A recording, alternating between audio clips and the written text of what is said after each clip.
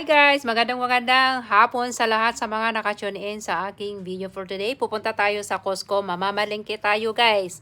Bibili tayo ng mga kakailanganin natin sa bahay at tignan natin kung ano ang mga nakabargain sa Costco. Samahan nyo ako guys. At bibili din ako ng karne ng baka at iba pa. Okay, let's go. Tignan lang natin kung ano ang mga nakabargain doon. Let's go guys. Samahan nyo ako.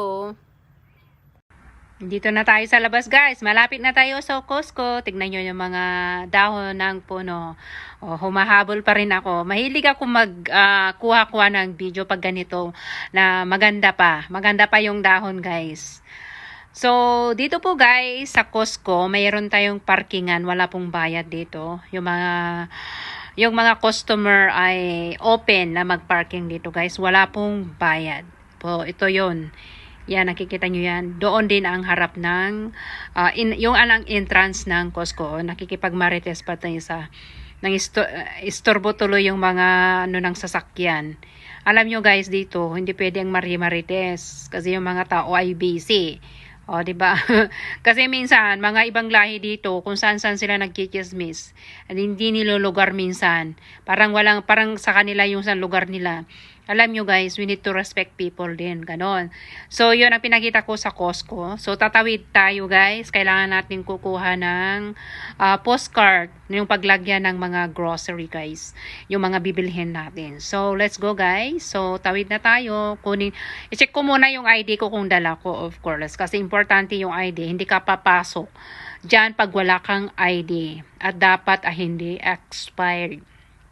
Dapat pag pumasok ka dito, make it sure na hindi expired yung ID mo guys. Otherwise, magkakaroon ka ng problema. Magbabayad ka talaga ng membership fee dito guys. 120 pa naman. Ewan ko kung nagtaasan na guys. So, dito na tayo. Kukunin natin yung cart. Paglagyan ng mga bibilhin natin mga items. Of course, bago tayo pumunta dito guys, dapat ready na yung ID. Kailangan natin hanapin yung mag-check ng ID or yung scanner. O, yun. Nahanap ko na. I-scan natin yung ating ID. Ayun, nakita nyo, ang bilis, no? Tapos, alam nyo dito, guys, marami silang binibenta. May TV, mga appliances, guys, pero hindi kompleto. Tignan nyo lang kung anong available. Dito na, guys. Maraming nag-sale dito, guys. Yung mga... Meron din nag-sale ng mga... kumot, ganun. Ito yung chocolate na Ferrero na gusto ko sa lahat. Masarap ang Ferrero guys. Masarap din magumastos. As long na may pera ka. Ganon. Yan po ay naka-bargain guys. So, isa sa mga nadampot ko, Ferrero. Ang susunod natin dadamputin ay yung maganda rin yung deal ng Mercy. Alam yung Mercy? Mercy buko-buko. Hindi. Mercy talaga. Mercy na chocolate. Ayun. Hindi ko na pinakita guys. Sinorkat ko na. Ito naman yung isang napaka-laking chocolate ito na nakalagay sa box guys. Hindi yung malaking chocolate. Malaki ang lalagyan ng chocolate guys. Pero marami ang laman. Marami po ang laman nito guys. At iba't iba. May flavor siya guys. Kaya linagay sa mahabang box. Akala ko ano yun eh. Tinignan ko, oh my God, ang laki-laki naman ng chocolate na to. Pero yung box lang ang malaki. Pero yung laman guys, maraming flavors, mga spices guys.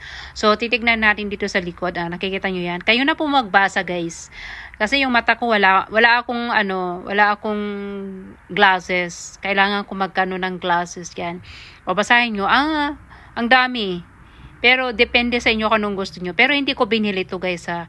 Pineplex ko lang siya kasi very interesting. Kasi ang laki yung box. Pero alam nyo ba kung magkano ito? Parang nasa siya. Nasa 21, 22. Pero wala pang tax yan guys. Pero marami siyang laman. Marami siyang flavor. It depends sa gusto mo guys. Kung gusto mo ito, marami kang pagpipilian ng mga matatamis dito guys. So, sulit mo talaga. Ito yung napakagandang iregalo sa big family para sila ay mag-agawan. Tignan natin hindi ubos agad.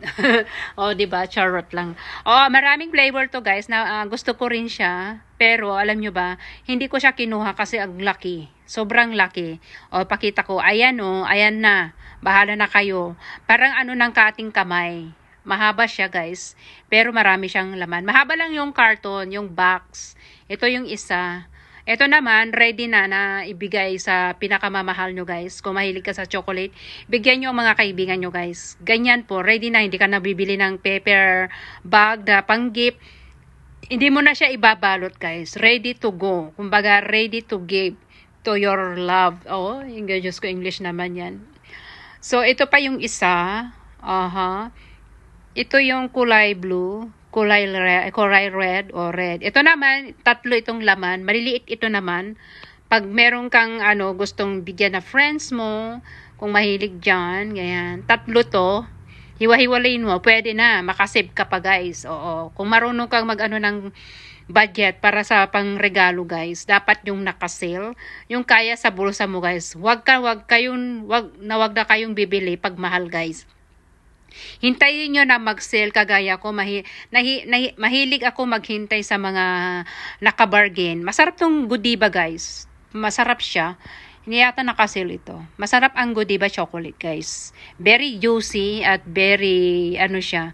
Hindi naman siya matamis. Just enough. Just enough lang siya. Hindi siya masyadong matamis. Natikman ko na yan nung pumunta ako sa aking kaibigan. Ayan guys.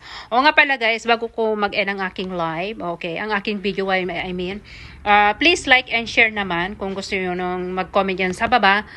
Tapos mag-comment ko, gusto ko yan. Ayan, gusto ko yan. Pag gusto mo, kung isa ka sa mga mapili, i-like mo, ipuso mo ito at i-share mo at mag-comment ka dyan sa baba. Kung lagi kang nakatutok sa aking mga ginagawang uploaded everyday, baka isa ka sa mabigyan ko ng matamis. Okay? Maraming salamat po at sana ay lagi kayong nakasupport sa akin. At I will do my best I can. Ay, dapat English na naman yun. Okay guys, so mag-ingat-ingat po tayo guys. At sana ay patuloy nyo akong supportahan. I love you all and have a good day. And don't forget to react, mag-comment at i-share din ang aking video. Basta mag-comment ka lang dyan sa baba at lagi kang naka-tune in or nakatutok sa akin. Support lang para mag-supportahan tayo guys. Okay, salamat sa panonood at mag-ingat po tayong lahat. Gusto ko palang i-shout out sa mga nandito guys. Sa mga nagko-comment kung sino man kayo guys. Salamat po. Bye-bye for now. Have a good day.